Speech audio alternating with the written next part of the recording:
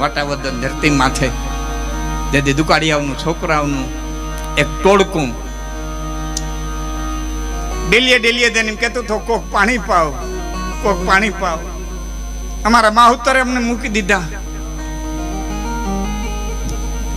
ભયંકર કાળની માલિકો કોઈ બટકું રોટલો નથી દેતું.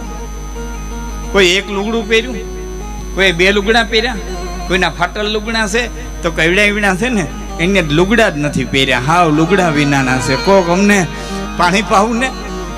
સાહેબ તેથી એવી લોકવાયકા નીકળી ગયેલી કે દુકાળિયાનું ટોળું રખડે છે. દુકાળિયાનું ટોળું જે ગામમાં જાય ને એને કોઈ ખાવા દે કે એને કોઈ પાણી દે તો ગામના તળ વયા જાય. આવી એક ખોટી માન્યતા બંધાઈ ગયેલી.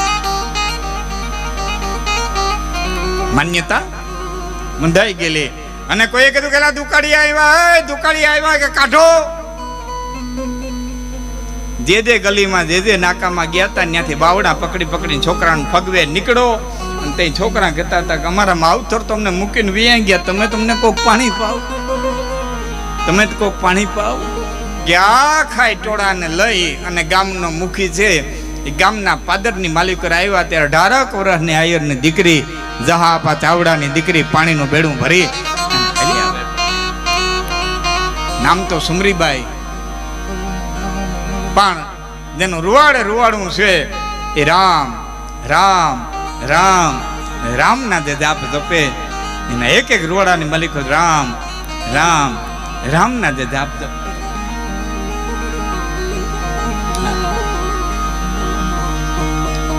મહારાષ્ટ્રની માલિકો એક જાનાબાઈ કરીને થઈ ગયા. હું તમને વચ્ચે વાત કરી દઉં.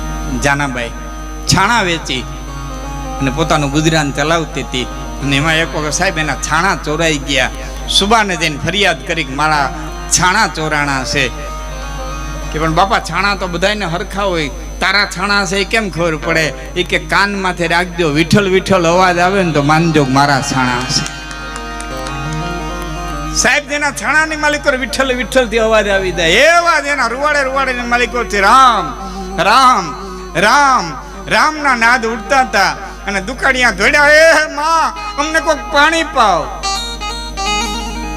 અને આય રામબાઈ આમ પાણીનો ગળો રેડવા માટે તેની તૈયારી કરી. અને ત્યારે મુખીએ રાડ નાખે, રામબાઈ બાપ પાણી ન પતી દુકાળિયા છે અને એને પાણી પાઈએ ને તો ગામના તળ વયા જાય. અને તેથી 18 વર્ષની આયરની દીકરી એટલું બોલી હતી, મુખી બાપા આ છોકરા આ ગામના ભાણેજ હોય તો,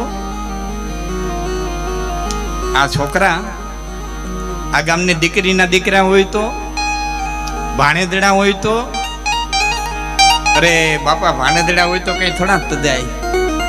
અને યાદ રાખજો મિત્રો, તમારે આંગણે ગુરુ આવે, સંત આવે, સાધુ આવે, ઘોડા પંખીડા આવે, ગાય માતાજી આવે, બેન દીકરી આવે કે ભાણેજડા આવે તો માનજો તમારા ચડતા દિવસના ઈંધાણ છે. ને આજે દી આવતા બંધ થઈ જાય તેથી માનવું કે પડતી ના ઈંધાણ છે. કાલ કાહુને દંડ લઈ મારા.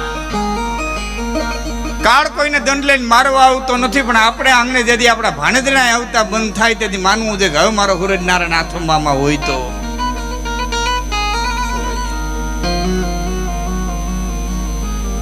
હે બાપા આ છોકરા ગામના ભાણેજ હોય તો, અરે દીકરી બાપા ભાણેજ હોય તો હો બ્રાહ્મણ ને એક ભાણેજ હાંચવવા પડે ને. અને તેથી રામબાઈ માં એટલું કીધું તો, મુખી બાપા આજ મારું આણું વારવા આવે છે. હું ભૂલતો ન હોય તો કાનાભાઈ રાઠોડના દીકરાની સાથે સંબંધ થયો. ગામનું નામ હું ગોતું છું. આજ મારું આણું વાળવા માટે થઈ મહેમાન આવે છે. અડધા આવી ગયા છે, અડધા આવે છે, રસોઈયું બને છે. હે મુખી બાપા મારે હાહરે જઈને અંતે તો માદ થવું છે ને. હાહરે જઈને તો મારે માદ થવું છે ને. તો હે બાપા દ્વારકાધીશ કાળિયો ઠાકર અખિલ બ્રહ્માંડ નો માલિક મને એટલાથી ભેરા બાળક દેતો હોય ને, હારે જઈને માં થાઉં કે ન થાઉં કેને ખબર છે? હું અટણેજાની માં નો થઈ જાઉં? અટાણથી હું આની માં, મારા છોકરા હવે આ ગામના ભાણેજ થયા કે નહીં? બાપ તેથી ભગતડી થઈ ગઈ છે. સ્વર્ગના વિમાન તેડવા આવશે, ભક્તિ ફૂટી નીકળી છે એવું કેનારા છે, તેથી નિંદા કરનારા છે, તેથી તોડ વદોડે થઈ છે, વેવાય વેલા ઉતારે બોલાચાલી થઈ છે, કઈ ઘુસાતુસી થઈ છે. કોઈનું ન ગણકારતા પોતાના આત્માના અવાજને જેને સાંભળ્યો છે એ પોતાના આત્માના અવાજને સાંભળી દુકાળિયાને લઈ અને વવાણિયા બંદરે આવી અને જેને આશ્રમ બાંધ્યો. આ ધરતી માથે જેને આશ્રમ બાંધ્યો અને એમાં એક વાણિયાની બાઈ, જૈન વાણિયા, હા,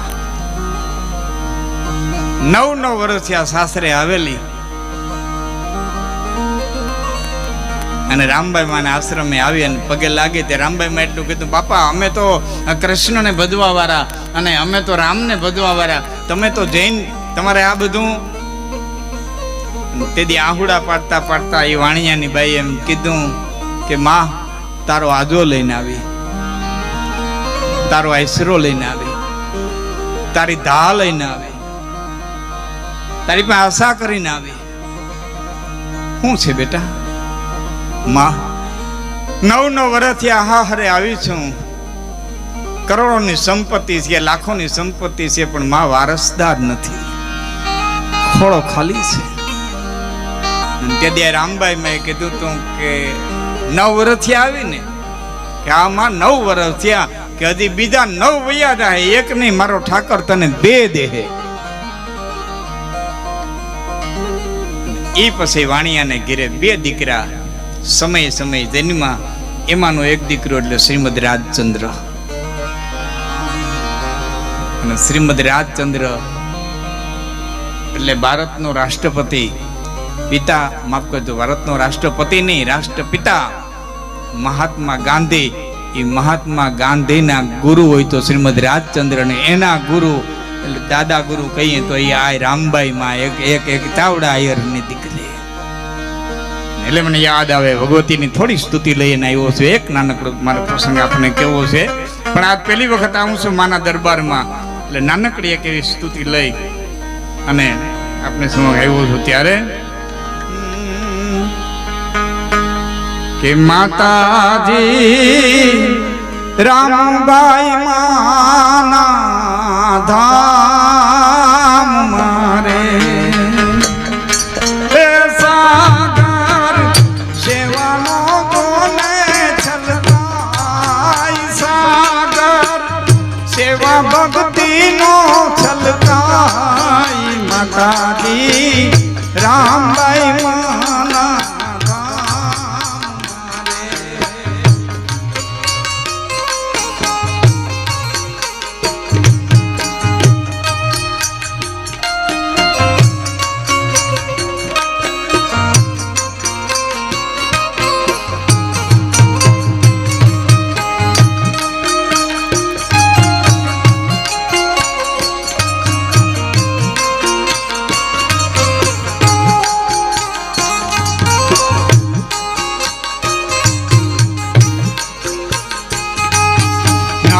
જેમ ઉતારી નાખે કાચડી રે.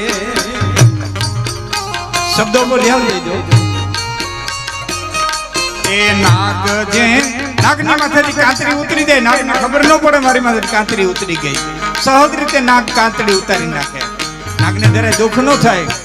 એ નાગ જેમ ઉતારી નાખે કાંતરી રે, એ છોડી દીધો પલમાં એમ સંસાર, છોડી દીધો પલમાં એમ સંસાર, વટાવદર છોડી નવાણા આવ્યા રે, વટાવદર છોડી વવાણિયા.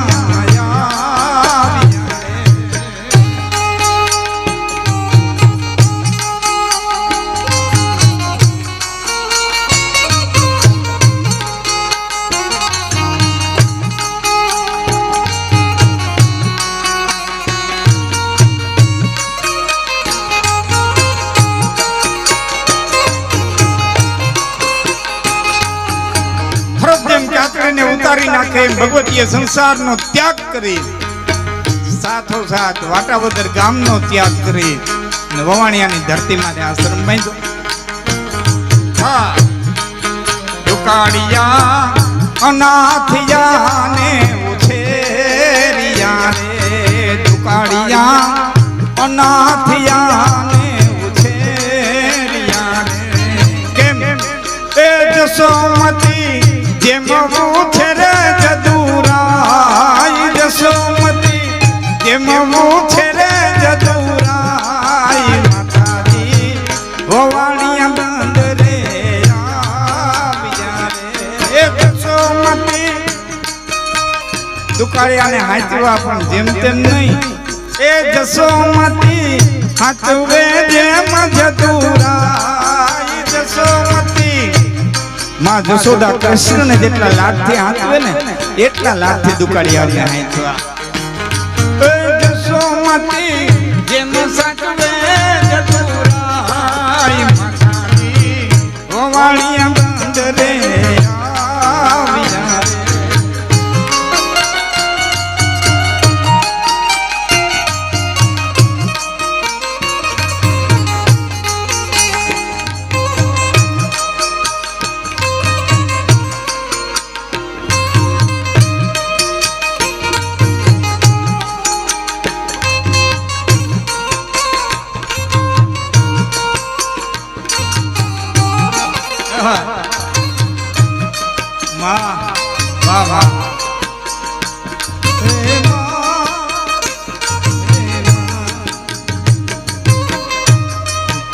બરોબર ટાણે અને પીસ વગાડે એક વખત તાલી પાડી ચંદન વધાવો. હા, આ બધી સમજદારીની વાત છે. કયો પીસ વાગ્યો, કયો ગીત વાગે.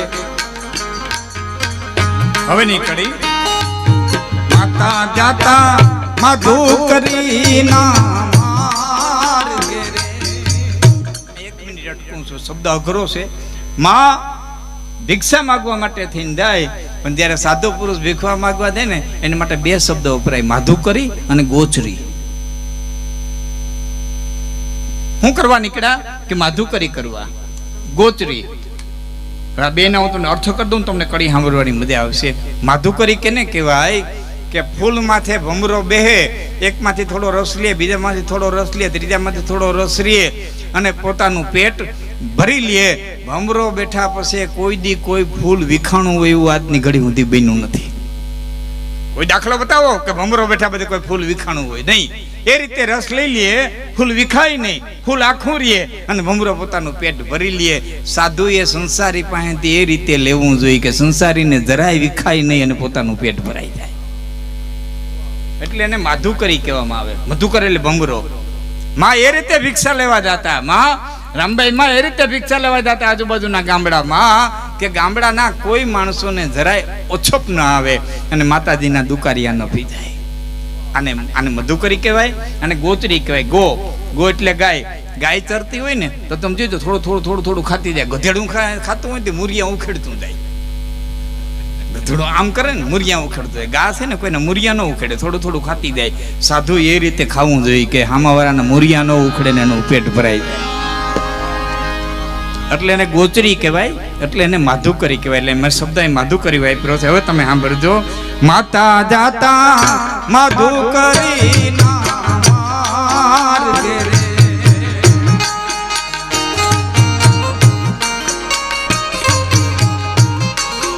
માતા જાતા માધુકરી ના માર્ગે રે, ભેયાવી વાદળડી કરે છાયા, ભેયાવી ભગવતી ભિક્ષા માંગવા માટે થઈને નીકળે. દુકાળિયા વાળો થઈને રોટલા માંગવા નીકળે અને ભમ તડકો ઉનાળાનો તપતો હોય, મુઠ્ઠી ભરીને જુવારના દાણા નાખ્યા હોય તો તરતા ધાણી ફૂટી જાય. નારિયેળી માથેથી ત્રોસો પડે, ત્રોસાના પાણી હુકાઈ જાય, હણકાના તાલકાન તૂટી જાય. આવો ધમ ધપતો હોય ને માં ભગવતી માં રામબાઈ માં ભિક્ષા માંગવા નીકળ્યા હોય ને ત્યારે પ્રકૃતિ પોતાનો નિયમ ફેરવી નાખે. આકાશની માલિકો વાદળીઓ આવી જાય, માના જ્યાં પગલા પડે ને વાદળીઓ છાંયો કરતી જાય. એ ભમા વાદળડી કરે છાયા, ભેયાવી વાદળડી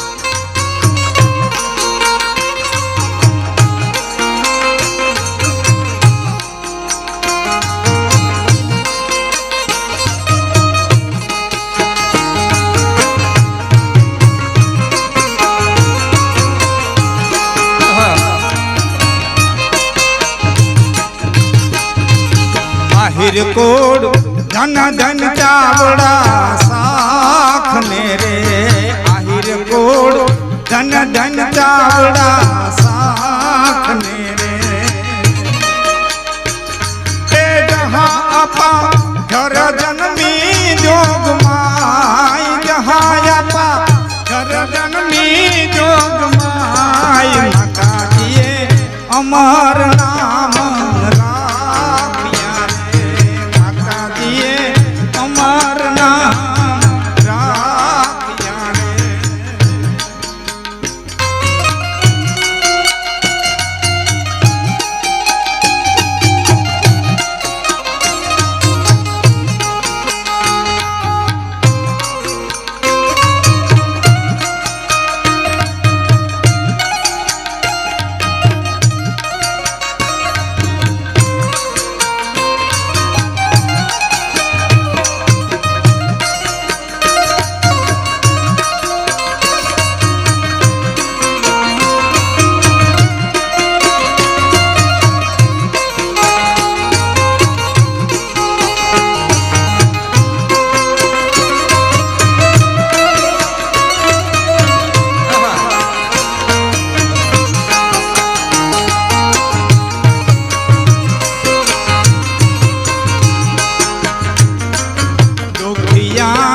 गरीब माराम देखिया रे दुखिया ये दुखिया दरिद्र माराम